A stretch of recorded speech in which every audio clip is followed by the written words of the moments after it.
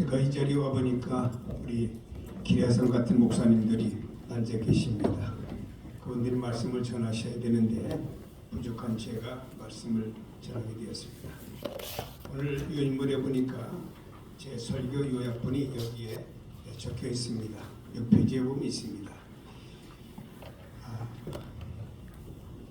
우리 대한민국에서 태어난 사람들은 태어나면서부터 자본주의 가치관을 배우며 우리가 자라고 있고 성인이 됐습니다. 그 이유는 무엇을 하든지 성과가 있고 이익이 있어야 된다라고 하는 것입니다. 그러다 보니까 오늘 한국교회도 복음을 복음 사업이라고 불리면서 어떤 이익과 성과의 기준을 두는 경우가 많이 있음을 봅니다. 목회 성공도 큰 교회를 건축하고 교인들이 많이 모이며 재정이 풍성한데 그 기준을 두고 있음을 볼 수가 있습니다. 저는 성경에 보니까 하나님께서 에스겔에게 OX 문제를 주셨습니다. 이 내용은 이렇습니다. 하나님께서 파수꾼을 불렀습니다. 멀리 볼 수 있는 안목을 가지고 있고 눈도 좋고 그 다음에 나팔도 잘 불고 이 사람을 높은 망대에 세워가지고 저 밖을 바라보면서 적군이 성을 향해서 쳐들어올 때 성내를 향해서 나팔을 크게 부르라. 그리하면은 이 성내에 있는 사람들이 그 나팔 소리를 듣고 빨리 피신해서 생명을 보존하도록 하겠다라고 했습니다. 한 파수꾼이 멀리 바라보니까 적군이 다가오고 있습니다. 그래서 성내를 향해서 높이 있는 힘을 다해서 그 나팔을 불었습니다. 그런데 성내에 있는 사람들은 하나도 도망가지도 않고 피신하지 않고 그대로 있다가 그 사람들이 다 죽었습니다. 하나님께서 이 책임이 그 파수꾼에게 있느냐 없느냐 할 때 파수꾼에게 책임이 없다. 파수꾼은 자기 책임을 다해서 나팔을 불었을 뿐인데 도망가지 아니한 그 당사자들에게 책임이 있는 거지 파수꾼에게 책임이 없다라고 그랬습니다. 두 번째 또 질문입니다. 역시 같은 내용입니다. 멀리 바라보면서 파수꾼이 바라볼 때 여기에 적군들이 쳐들어오고 있습니다. 성 안에 있는 사람들의 성향을 너무나 잘 압니다. 그래서 그는 내가 나팔을 부나 안 부나 이 성 안에 있는 사람들은 도망가지 않고 피하지 않을 것인데 구태여 나팔을 내가 불 필요가 뭐 있겠느냐 라고 하면서 나팔을 불지 않았습니다. 하나님께서 그 책임이 파수꾼에게 있느냐 없느냐 할 때 파수꾼에게 전적인 책임이 있다. 그를 반드시 죽여라. 이 하나님의 말씀의 메시지입니다. 여기 성경에 보니까 파수꾼이 나팔을 불었을 때 거기 있는 성 안에 있는 사람 모두 행동하지 않았습니다. 그러나 파수꾼은 자기 사명을 잘 감당하고 완수한 것이기 때문에 책임이 없고 도망가지 않은 사람들에게 책임이 있다라고 하는 하나님의 말씀과 같이 오늘 성경을 보면은 하나님께서 이스라엘 유다 백성들이 바벨론에 포로되어 갔습니다. 그때 다니엘과 에스겔이 같은 장소 바벨론에서 같이 선지자 활동을 했습니다.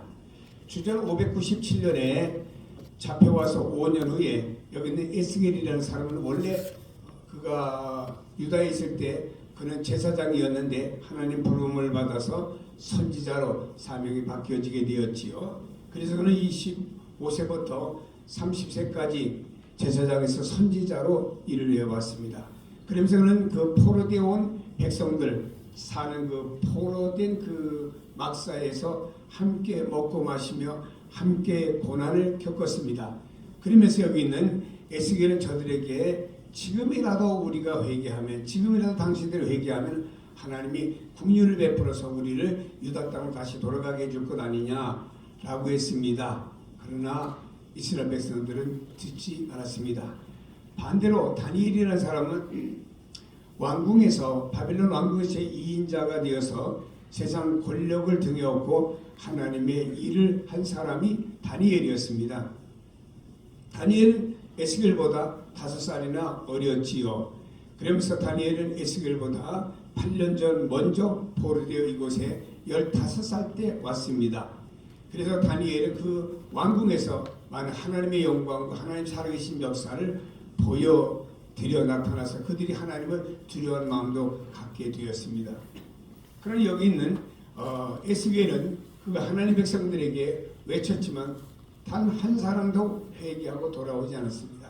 그러나 성경은 다니엘과 같이 위대한 일을 많이 한 사람이나 외쳤으나 회개하지 않고 돌아오지 않은 에스겔이나 성경에는 구약에는 같이 너에게 주어진 사명을 완수했다라고 하나님께서는 다 같이 인정을 한 것입니다. 우리는 볼 때 자본주의 사상을 갖고 볼 때는 다니엘은 성공자고 에스겔은 실패자입니다. 그러나 하나님의 앞에서 볼 때는 에스겔도 다니엘도 똑같이 하나님 앞에서 사명을 감당한 사람이라고 볼 수가 있습니다.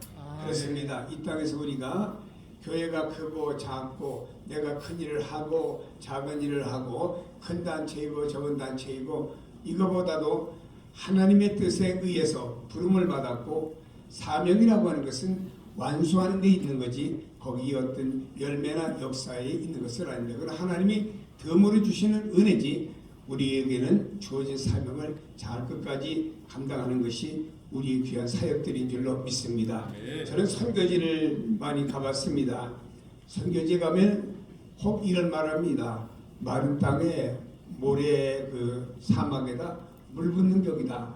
선교사가 열심히 일을 하고 그냥 생애를 바쳐왔음에도 불구하고 예수 믿는 사람들은 적은 경우도 있습니다. 물론 선교 사역을 잘 감당해서 학교도 뭐 고아원도 양로원도 교회도 크게 하는 사람도 있습니다만은 그렇지 못한 선교사들도 있더라고요. 그러나 그가 진실하게 하나님의 말씀을 외치고 한 영혼에 붙잡고 그들에게 말씀을 전했다고 하면 하나님 보실 때는 에스겔이나 다니엘 같이 본 것처럼 그 선교사들도 같이 보리라고 믿습니다.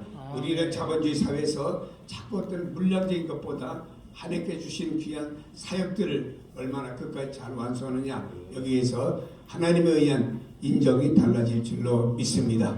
이런 여러분 되시길 주님의 이름으로 축복합니다. 기도하겠습니다. 하나님 아버지 감사합니다.